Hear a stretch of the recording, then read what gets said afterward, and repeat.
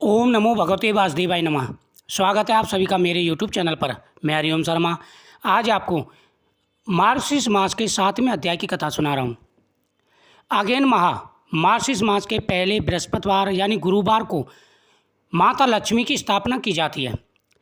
मार्गशीर्ष मास के पहले गुरुवार से माता लक्ष्मी की स्थापना करके फिर जितने भी गुरुवार आए उन सभी के माता लक्ष्मी का पूजन का विशेष महत्व है।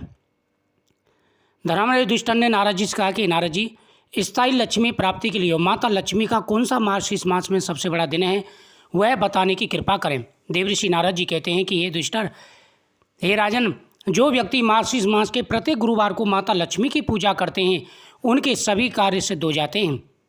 मार्गशीर्ष माह या फिर इस माह के गुरुवार को एक साथ करने और अन्नदान करने से लक्ष्मी खुश होती हैं। उनके आगमन के बाद उनका स्थित्व बना रहता है। मार्गशीर्ष मास के हर बृहस्पतिवार को लक्ष्मी जी की पूजा की जाती है।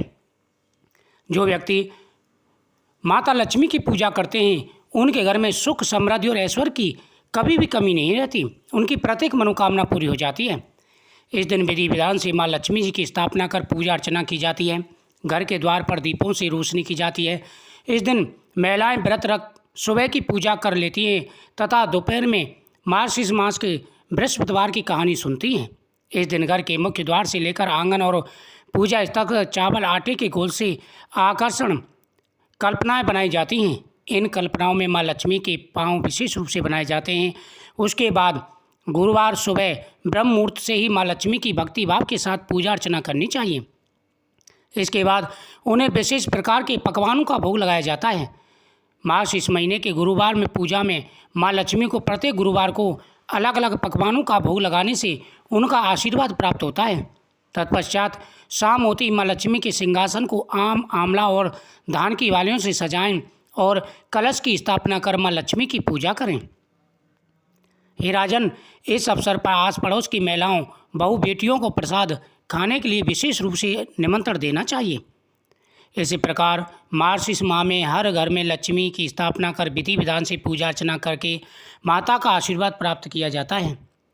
श्री महालक्ष्मी की व्रत कथा, मार्गशीर्ष बृहस्पति व्रत कथा, गुरुवार की व्रत कथा से श्रवण और पठन करने से दुख दरिद्रता दूर हो जाती है। श्री महालक्ष्मी माता की कृपा से सुख, समृद्धि, ऐश्वर्य प्राप्त होता है। यह व्रत पूजा करने से माता लक्ष्मी जी स्थिर रूप से घर में वास करती हैं। घर में सुख, समृद्धि एवं धन धान्य की प्राप्ति होती है। यह व्रत करने वाली स्त्रियां पुरुष दोनों मन से स्वस्थ एवं आनंद में होने चाहिए। इस व्रत को किसी भी महीने के प्रथम गुरुवार बृहस्पतिवार से शुरू कर सकते हैं, लेकिन मार्गशीर्ष मास से अगर शुरू करते हैं तो महत्व ज़्यादा अच्छा होता है। विधि नियम अनुसार हर गुरुवार को माँ लक्ष्मी का व्रत करें। श्री माँ लक्ष्मी की व्रत कथा को पढ़ें। 8 गुरुवार को व्रत पालन कर अंतिम गुरुवार को समापन करें। वैसे यह व्रत पूजा पूरे वर्ष भर भी कर सकते हैं। पूरे वर्ष भर हर गुरुवार के देवी की प्रतिमा या फोटो के सामने बैठकर व्रत रखना चाहिए, संकल्प करना चाहिए। शेष गुरुवार के दिन 8 सुहागिनें या अकुआरी कन्याओं को आमंत्रित कर उन्हें सम्मान के साथ आसन पर विराजमान कर श्री महालक्ष्मी के रूप समझकर हल्दी कुमकुम से उनकी पूजा करें। पूजा की समाप्ति पर फल प्रसाद वितरित करें तथा इस कथा की एक प्रति उन्हें देकर नमस्कार करें। केवल नारी ही नहीं अपितु पुरुष भी यह पूजा कर सकते हैं। वे सुहागिन या कुमारियों को आमंत्रित कर उन्हें हाथ में हल्दी कुमकुम प्रदान करें तथा व्रत कथा की एक प्रति देकर उन्हें प्रणाम करें।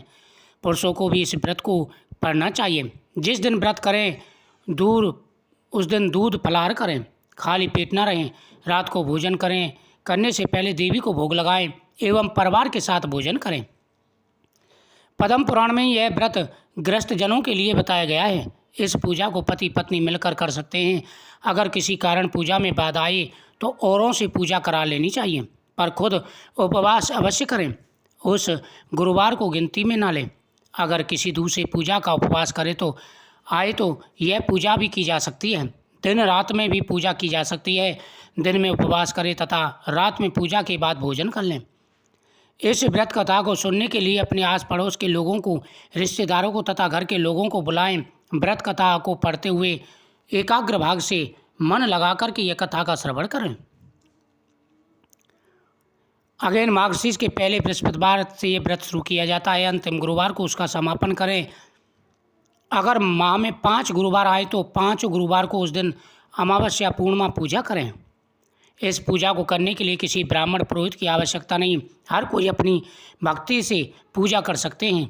एक दिन पूर्व ही घर को गोबर से लीप लें या फिर गीले कपड़ों से पोंछ लें। उसके बाद एक ऊंचे आसन पर, चौकी पर, छोटे मेज पर बीच में थोड़े गेहूं या चावल रखकर एक साफ सुथरे तांबे अथवा पीतल के लोटे को पानी से भरकर चावल या गेहूं पर रखें। पानी में सुपारी, कुछ पैंसे और दुर्वा दल डालें। ऊपर से लोटे में चारों तरफ 5 तरह के पेड़ के 5 या 7 पत्ते डालकर बीचों बीच एक नारियल रखें। उस नारियल पर देवी का फोटो या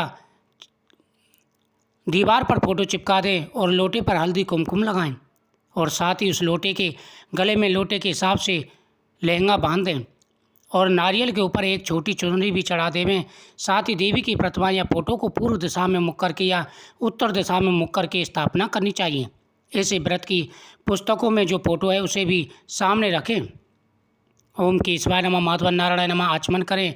उसके बाद में हंसी केशाय नमः कहकर के हाथ धो लेने चाहिए। इन तीनों मंत्रों को पढ़कर प्रत्येक मंत्र में एक एक आचमन करें। फिर ओम गोविंदाय नमः बोलते हुए हाथ धो लें। फिर देवी को फूलों से जल के छींटे देते हुए स्नान कराएं और हल्दी कुमकुम लगाएं, पुष्पहार अर्पित करें, धूप दीप जलाएं। फिर इसके बाद भोग लगाकर माता लक्ष्मी के व्रत का उद्यापन करें। शुरू में माँ लक्ष्मी नमन अष्टक का पाठ करें, फिर देवी को प्रणाम कर कथा का पाठ पूजा शुरू करें। साथ ही समाप्ति कर देवी की आरती उतारें, फिर प्रणाम करें। रात को फिर देवी की पूजा करें, मिष्ठान का भोग लगाएं, गौ माता के लिए अन्न रखें। दूसरे दिन सुबह गौ माता को उनका हिस्सा अर्पित करें। उसके बाद परिवार के सदस्यों के साथ मिलकर भोजन करना चाहिए। दूसरे दिन सुबह स्नान के बाद पेड़ के पत्तों को निकालें और घर में अलग अलग जगह रखें। पानी को समुद्र, नदी, तालाब, कुएं, तुलसी की क्यारियों में डाल दें। जिस जगह पूजा की हो वह हल्दी कुमकुम छिड़ककर 3 बार प्रणाम करें। इसी प्रकार महीने के हर गुरुवार को करें। मार्गशीर्ष मास के 4 गुरुवार हो तो चारों और 5 हो तो 5 गुरुवार को इसी प्रकार से पूजन करना चाहिए। पद्म पुराण में कहा गया है कि जो व्यक्ति भक्ति हर वर्ष भक्ति भाव से ये पूजा करते हैं उसके घर में सुख और समृद्धि का वास होता है। कुछ लोग इसे केसरी व्रत भी कहते हैं, परंतु इस व्रत में किसी खास रंग के परिधान की कोई आवश्यकता नहीं है। इसके अलावा महालक्ष्मी मंत्र, लक्ष्मी चालीसा इत्यादि का पाठ करना चाहिए। श्री मार्गशीर्ष मास में बृहस्पति व्रत कथा या महालक्ष्मी व्रत का महत्व श्रवण करना चाहिए।